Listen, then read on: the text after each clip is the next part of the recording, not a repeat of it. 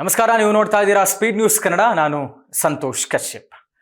AICC ಅಧ್ಯಕ್ಷರಾದಂಥ ಮಲ್ಲಿಕಾರ್ಜುನ ಖರ್ಗೆ ಅವರು ಪ್ರತಿ ಬಾರಿಯೂ ಕೂಡ ತಮ್ಮದೇ ಆದಂತಹ ರೀತಿಯಲ್ಲಿ ಆಡಳಿತ ಪಕ್ಷವಾಗಿರುವಂತಹ ಬಿಜೆಪಿಯನ್ನ, ಕೇಂದ್ರ ಸರ್ಕಾರವನ್ನ, ಅದರ ನಾಯಕರಾಗಿರುವಂತಹ ಪ್ರಧಾನಿ ಮೋದಿ ಅವರದ್ದೇ ರೀತಿಯಲ್ಲಿ ಟೀಕೆ ಟಿಪ್ಪಣಿಯನ್ನ ಮಾಡ್ತಾ ಇರ್ತಾರೆ. ಎಷ್ಟೋ ಸಂದರ್ಭಗಳು ಅವರನ್ನ ಹೀಯಾಳಿಸುವಂತಹ ಸಂದರ್ಭದಲ್ಲಿ, ಅವರನ್ನ ಟೀಕಿಸುವಂತಹ ಭರದಲ್ಲಿ ವಿವಾದಾತ್ಮಕ ಹೇಳಿಕೆಗಳನ್ನು ಕೂಡ ಪ್ರಧಾನಿ ಮೋದಿ ಅವರ ವಿರುದ್ಧ ಕೊಟ್ಟುಬಿಟ್ಟಿದ್ದಾರೆ. ಈ ಬಾರಿ ಕರ್ನಾಟಕದ ರಾಜಕಾರಣದ ವಿಚಾರದಲ್ಲಿ ಆಗಿರುವಂತಹ ಬೆಳವಣಿಗೆ ಎಲ್ರಿಗೂ ಗೊತ್ತೇ ಇದೆ. ಯಾಕೆ ಅಂತಂದ್ರೆ ಮಲ್ಲಿಕಾರ್ಜುನ ಖರ್ಗೆ ಅವರು ನಮ್ಮವರು, ಕರ್ನಾಟಕದವರು. ಇಲ್ಲಿಂದ ಹೋಗಿ ಅವರು ಹಿರಿಯ ರಾಜಕಾರಣಿಯಾಗಿದ್ದಾರೆ, ಅವರು ಎಐಸಿಸಿ ಅಧ್ಯಕ್ಷರಾಗಿದ್ದಾರೆ. ಈ ಒಂದು ರಾಜ್ಯ ರಾಜಕಾರಣದ ವಿಚಾರದಲ್ಲಿ ಮುಖ್ಯಮಂತ್ರಿ ಬದಲಾವಣೆ ವಿಚಾರ ಬಹಳಷ್ಟು ಬಾರಿ ಚರ್ಚೆ ಆಗಿರುವಂತಹ ವಿಚಾರ. ಈ ವಿಚಾರದಲ್ಲಿ ಇತ್ತೀಚಿನ ದಿನಮಾನಗಳಲ್ಲಿ, ಅಂದ್ರೆ ಆರಂಭಿಕ ದಿನಗಳಲ್ಲಿ ಏನೇ ಯಾವುದೋ ಒಂದು ಒಪ್ಪಂದ ಆಗಿದ್ದರೂ ಕೂಡ ಹೈಕಮಾಂಡ್ನ ನಾಯಕರು ಇದು ಯಾವುದೇ ವಿಚಾರದಲ್ಲೂ ಕೂಡ ಉತ್ತರ ಕೊಟ್ಟಿರಲಿಲ್ಲ. ಅದು 2.5 ವರ್ಷ ಪೂರ್ಣಗೊಳ್ತಾ ಇದ್ದಂತೆ, ರಾಜ್ಯದಲ್ಲಿ ಕಾಂಗ್ರೆಸ್ ಸರ್ಕಾರ ಅಧಿಕಾರಕ್ಕೆ ಬಂದು 3 ವರ್ಷ ಪೂರ್ಣಗೊಳ್ತಾ ಇದ್ದಂತೆ ಈ ಚರ್ಚೆ ಮತ್ತಷ್ಟು ಜಾಸ್ತಿ ಆಯಿತು. ಹೀಗಾಗಿ ಈ ಚರ್ಚೆ ಜಾಸ್ತಿ ಆದಂತಹ ನಂತರದಲ್ಲಿ ಮಲ್ಲಿಕಾರ್ಜುನ ಖರ್ಗೆ ಅವರು ಒಂದು ಹೇಳಿಕೆಯನ್ನು ಕೊಡ್ತಾರೆ. ಅಂದ್ರೆ ಹೈಕಮಾಂಡ್ ನಾಯಕರಿಂದ ನಾವು ಯಾವುದೇ ಇಲ್ಲಿ ತನಕ ಈ ವಿಚಾರದಲ್ಲಿ, ಮುಖ್ಯಮಂತ್ರಿ ಬದಲಾವಣೆ ವಿಚಾರದಲ್ಲಿ ಒಂದು ಮಾತು ಬಂದಿರಲಿಲ್ಲ. ಬಟ್ ಇತ್ತೀಚಿನ ದಿನಮಾನಗಳಲ್ಲಿ ಅವರೊಂದು ಹೇಳಿಕೆ ಕೊಟ್ಟರು. ಇದು ನಾವು ಯಾರು ಡಿಸೈಡ್ ಮಾಡಿಲ್ಲ, ಇದಕ್ಕೆ ದಿನಾಂಕ ನಿಗದಿ ಆಗಿಲ್ಲ, ನಾನು ಕೂಡ ಮುಖ್ಯಮಂತ್ರಿ ಆಕಾಂಕ್ಷಿಯಾಗಿದ್ದೇನೆ ಅನ್ನುವಂಥ ಗೊಂದಲದ ಹೇಳಿಕೆಯನ್ನು ಮಲ್ಲಿಕಾರ್ಜುನ ಖರ್ಗೆ ಅವರು ಕೊಟ್ಟುಬಿಟ್ಟಿದ್ರು.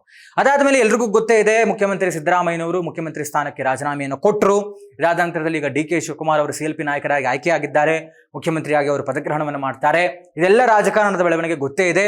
ಮತ್ತು ಇನ್ನೂ ಕೂಡ ಇವತ್ತಿಗೂ ಕೂಡ ಸಚಿವ ಸಂಪುಟದ ಸರ್ಕಸ್ ನಡೀತಾ ಇದೆ, ಲಾಬಿ ಮಾಡ್ತಾ ಇದ್ದಾರೆ ಒಂದಷ್ಟು ಜನ ಸಚಿವಾಕಾಂಕ್ಷಿಗಳು. ಯಾರ್ದು ಫೈನಲೈಸ್ ಆಗ್ಬಹುದು, ಅದು ಪ್ರದೇಶವಾರು, ಜಾತಿವಾರ ಲೆಕ್ಕಾಚಾರದಲ್ಲಿ ಎಲ್ಲವೂ ಕೂಡ ಅಳೆದು ತೂಗಿ ನಿರ್ಧಾರವನ್ನು ತೆಗೆದುಕೊಳ್ತಾರೆ.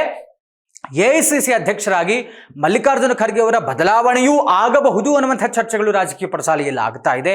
ವಾಟ್ ನೆಕ್ಸ್ಟ್, ಮಲ್ಲಿಕಾರ್ಜುನ ಖರ್ಗೆ ಅವರು ಏನಾಗಿರ್ತಾರೆ, ಎಐಸಿಸಿ ಅಧ್ಯಕ್ಷ ಸ್ಥಾನಕ್ಕೆ ಯಾರು ಬರ್ತಾರೆ, ಇದೆಲ್ಲೂ ಕೂಡ ಚರ್ಚೆ ಒಂದೇ ರೀತಿಯಲ್ಲಿ ಆಗ್ತಾ ಇದೆ. ಇವತ್ತು ಬೆಳಗ್ಗೆ ಮಾಧ್ಯಮದವರಿಗೆ ಮಾತನಾಡ್ತಾ ಎಐಸಿಸಿ ಅಧ್ಯಕ್ಷರಾದಂತಹ ಮಲ್ಲಿಕಾರ್ಜುನ ಖರ್ಗೆ ಅವರು ಅಗೇನ್ ಪ್ರಧಾನಿ ಮೋದಿ ಅವರ ವಿರುದ್ಧವಾಗಿ ಒಂದು ಹೇಳಿಕೆಯನ್ನು ಕೊಟ್ಟಿದ್ದಾರೆ. ಏನು, ಮೋದಿ ಮಾತಿನ ಮಲ್ಲ ಅಷ್ಟೇ, ಅವರಿಗೆ ನಿಜವಾಗಿಯೂ ಜನಪರವಾದಂಥ ಕಾಳಜಿ ಇಲ್ಲ, ಜನಗಳ ಬಗ್ಗೆ ಕಾಳಜಿ ಇಲ್ಲ ಅವರಿಗೆ.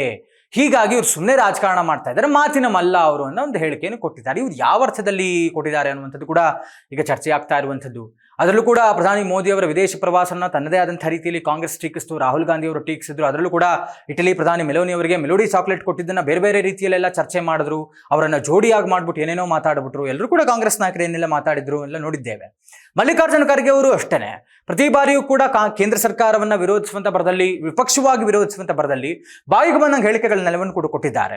ಈ ಬಾರಿ ಅಂದ್ರೆ ಕೇಂದ್ರ ಸರ್ಕಾರದ ಈ ಬೆಲೆ ಏರಿಕೆ ವಿಚಾರದಲ್ಲಿ, ಏನೀಗ ಪೆಟ್ರೋಲ್ ಡೀಸೆಲ್ ಬೆಲೆ ಜಾಸ್ತಿ ಆಗಿದೆ, ಗ್ಯಾಸ್ನ ಬೆಲೆ ಜಾಸ್ತಿ ಆಗಿದೆ, ಏನು ಒಂದೊಂದೊಂದೊಂದೇ ಈಗ ಚಿನ್ನ ತಗೊಳ್ಬಿಡಿ, ಏನು ಈ ಮಿತವ್ಯಯದ ಸಂದೇಶವನ್ನು ಪ್ರಧಾನಿ ಮೋದಿ ಅವರು ದೇಶದ ಜನತೆಗೆ ಕೊಟ್ಟಿದ್ರಲ್ಲ, ಅದೇ ವಿಚಾರವನ್ನ ಕಂಟಿನ್ಯೂಯೇಟೆಡ್ ಆಗಿ ಇವರು ಹೇಳ್ತಾ ಮಾತಾಡ್ತಾ ಇದ್ದೀವಿ. ಇವರು ಬರೀ ಮಾತಿನ ಮಲ್ಲ, ಸುಮ್ಮನೆ ಬಾಯಿ ಮಾತಿಗೆ ಎಲ್ಲ ಸುಮ್ಮನೆ ಮಾತಾಡ್ತಾರೆ, ವಿಡಿಯೋಗಳು ಮಾಡ್ತಾರೆ, ಬರೀ ಇಷ್ಟೇ ಇವ್ರದ್ದು.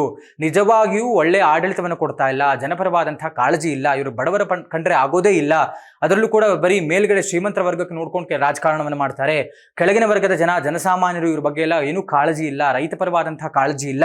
ಬೆಲೆ ಏರಿಕೆ ಮಾಡಿ ಜೀವನವನ್ನ ದುಸ್ಸರ ಮಾಡಿಬಿಟ್ಟಿದ್ದಾರೆ. ಹೇಗೆ ಜೀವಿಸಬೇಕು ಬಡವರು, ಬೆಲೆ ಏರಿಕೆ ಆಗ್ಬಿಟ್ರೆ ಯಾವ ರೀತಿಯಾಗಿ ಸುಧಾರಿಸ್ಕೊಳ್ಬೇಕು, ಈ ರೀತಿಯಾದಂತಹ ಒಂದು ಕನ್ಸರ್ನ್ ಇಟ್ಕೊಂಡು ಮಲ್ಲಿಕಾರ್ಜುನ ಖರ್ಗೆ ಅವರು ಹೇಳಿದ್ದಾರೆ ಅಂತ ವಿಶ್ಲೇಷಿಸಲಾಗ್ತಾ ಇದೆ. ಅಂದ್ರೆ ದೇಶವ್ಯಾಪಿ ಇವತ್ತು ಬಿಜೆಪಿ ಎಷ್ಟರ ಮಟ್ಟಕ್ಕಿದೆ. ಕಾಂಗ್ರೆಸ್ ಸ್ವತಂತ್ರ ಪೂರ್ವವಾದಂತಹ ಪಕ್ಷ, 70 ವರ್ಷಗಳ ಕಾಲ ಆಡಳಿತವನ್ನು ನಡೆಸಿದಂತಹ ಪಕ್ಷ, ಇವತ್ತು ದೇಶದಲ್ಲಿ ಕೇವಲ 4 ಕಡೆ ಇದೆ. ಅದರಲ್ಲೂ ಕೂಡ 2 ಕಡೆ ಇವರು ಮೈತ್ರಿಯಲ್ಲಿದ್ದಾರೆ, ಸ್ವತಂತ್ರವಾಗಿ 2 ಕಡೆ ಇದ್ದಾರೆ. ಇಡೀ ದೇಶದಲ್ಲಿ, ಭಾರತ ದೇಶದಲ್ಲಿ 4 ಕಡೆ ಕಾಂಗ್ರೆಸ್ ಪಕ್ಷ ಅಧಿಕಾರದಲ್ಲಿರುವಂಥದ್ದು.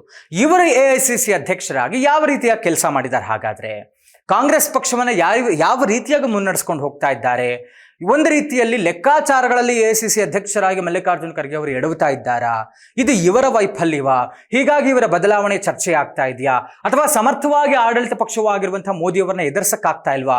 ಬಿಜೆಪಿಯನ್ನ, NDA ಮೈತ್ರಿಕೂಟವನ್ನು ಎದುರಿಸಕ್ಕಾಗ್ತಾ ಇಲ್ವಾ? ಅವರ ವೈಫಲ್ಯಗಳನ್ನು ದೇಶದ ಜನತೆ ಮುಂದೆ ಬಿಚ್ಚಿಡೋದ್ರಲ್ಲಿ ಏನಾದರೂ ಕಾಂಗ್ರೆಸ್ ಅವರು ಎಡವುತ್ತಾ ಇದ್ದಾರಾ? ಇವರು ಎಐಸಿಸಿ ಅಧ್ಯಕ್ಷರಾಗಿ ಎಡವುತ್ತಾ ಇದ್ದಾರಾ? ಹೀಗಾಗಿ ಪ್ರತಿ ಬಾರಿಯೂ ಕೂಡ ಈ ರೀತಿಯಾದಂತಹ ವಿವಾದಾತ್ಮಕ ಹೇಳಿಕೆಗಳನ್ನು ಪ್ರಧಾನಿ ಮೋದಿ ಅವರ ವಿರುದ್ಧ ಕೊಡ್ತಾ ಇದ್ದಾರಾ ಮಲ್ಲಿಕಾರ್ಜುನ ಖರ್ಗೆ ಅವರು? ಒಟ್ಟಾರೆ ಇವತ್ತು ಇನ್ನೊಂದು ರೀತಿಯಲ್ಲಿ ಬೇರೆ ಆಯಾಮದ ಹೇಳಿಕೆಯನ್ನು ಮಲ್ಲಿಕಾರ್ಜುನ ಖರ್ಗೆ ಅವರು ಕೊಟ್ಟಿದ್ದಾರೆ. ಇದಕ್ಕೆ ಯಾವ ರೀತಿಯಾಗಿ ಯಾಕೆಂದ್ರೆ ಇವರ ಎಲ್ಲ ವಿವಾದಾತ್ಮಕ ಹೇಳಿಕೆಗೆ ಇಲ್ಲಿ ತನಕ ಮೋದಿಯವರಾಗಲಿ ಬೇರೆ ಬೇರೆ ಬಿಜೆಪಿ ನಾಯಕರಾಗಲಿ ಉತ್ತರ ಕೊಟ್ಟಿದ್ದಾರೆ. ತಮ್ಮದೇ ಆದಂತಹ ರೀತಿಯಲ್ಲಿ ಬೇರೆ ಬೇರೆ ಸಮಾವೇಶಗಳಲ್ಲಿ ಬೇರೆ ಬೇರೆ ಸಂದರ್ಭದಲ್ಲಿ ಮಲ್ಲಿಕಾರ್ಜುನ ಖರ್ಗೆ ಅವರನ್ನು ಕೂಡ ಟೀಕಿಸುವಂತಹ ಕೆಲಸವನ್ನ, ಪ್ರತ್ಯುತ್ತರವನ್ನ, ವಾಗ್ದಾಳಿಯನ್ನು ನಡೆಸುವಂತಹ ಕೆಲಸವನ್ನು ಕೂಡ ಮಾಡಿದ್ದಾರೆ. ಖುದ್ದು ಪ್ರಧಾನಿ ಮೋದಿ ಅವರೇ ಮಾಡಿದ್ದಾರೆ. ಹೀಗಾಗಿ ಇದಕ್ಕೂ ಏನಾದರೂ ಪ್ರಧಾನಿ ಮೋದಿ ಅವರು ಏನಾದರೂ ಉತ್ತರವನ್ನು ಕೊಡ್ತಾರಾ, ಇವರನ್ನ ಟೀಕಿಸ್ತಾರಾ, ಏನೆಲ್ಲ ಆಗುತ್ತೆ ಅನ್ನುವಂಥದ್ದನ್ನ ನಾವು ಕಾದು ನೋಡಬೇಕಾಗಿದೆ. ಇದಾಗಿತ್ತು ಇವತ್ತಿನ ವಿಶೇಷ. ನೋಡ್ತಾ ಇರಿ ಸ್ಪೀಡ್ ನ್ಯೂಸ್ ಕನ್ನಡ. ಸುದ್ದಿ ನಿಮ್ಮದು, ವೇಗ ನಮ್ಮದು.